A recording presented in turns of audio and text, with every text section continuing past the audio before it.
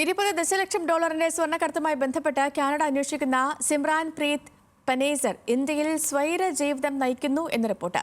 Indian എക്സ്പ്രസിന്റെ അന്വേഷണത്തിൽ ഇയാൾ ചണ്ഡീഗഡിലുള്ളതായാണ് കണ്ടെത്തിയിരിക്കുന്നത്. 400 കിലോയുടെ സ്വർണ്ണക്കടത്ത് കേസിൽ കാനഡയിൽ ഇയാൾക്കെതിരെ അറസ്റ്റ് വാറന്റുമുണ്ട്. 2023 ഏപ്രിലാണ് ടൊറന്റോയിലെ പിയേഴ്സൺ ഇന്റർനാഷണൽ എയർപോർട്ടിന്റെ കാർഗോ ടെർമിനലിൽ നിന്ന് 400 കിലോഗ്രാം വരുന്ന 6600 സ്വർണ്ണക്കട്ടികളും $2.5 ദശലക്ഷം തുല്യമായ വിദേശ കറൻസികളും നഷ്ടപ്പെടുന്നത്. കാനഡയുടെ ചരിത്രത്തിൽ തന്നെ ഏറ്റവും വലിയ കവർച്ചകളിൽ ഒന്നായിരുന്നു ഇത്. ഈ കേസിലെ പ്രധാന പ്രതികളിൽ ഒരാളെന്ന് കനേഡിയൻ പോലീസ് ആരോപിക്കുന്നയാളാണ് സിമ്രാൻ പ്രീത് പനേസർ.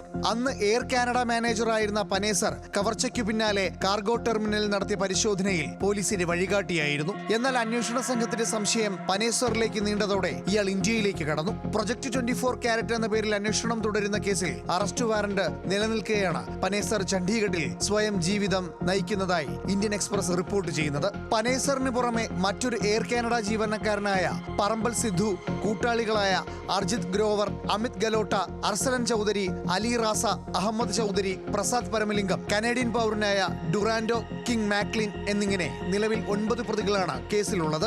ഇതിൽ പനേസറും സിദ്ധുവും ചേർന്നാണ് വിമാനത്താവളത്തിനകത്തു നിന്ന് സ്വർണ്ണക്കടത്തിന് ഒത്താശ ചെയ്തതെന്നാണ് പോലീസ് റിപ്പോർട്ട്. കാർഗോ ടെർമിനലിൽ നിന്ന് ട്രാക്കിൽ കടത്തിയ സ്വർണം ഉരുക്കി ദുബായിലേക്കോ ഇന്ത്യയിലേക്കോ വിപണിയിലേക്ക് എത്തിച്ചതായാണ് പോലീസ് സംശയിക്കുന്നത്. പിടിയിലായ വിവിധ പ്രതികളിൽ നിന്ന് $89,000 വിലമതിക്കുന്ന സ്വർണം ഉരുക്കുന്നതിനായി ഉപയോഗിച്ച അച്ചുകളും പോലീസ് കണ്ടെത്തിയിട്ടുണ്ട്. International desk, news Malayalam.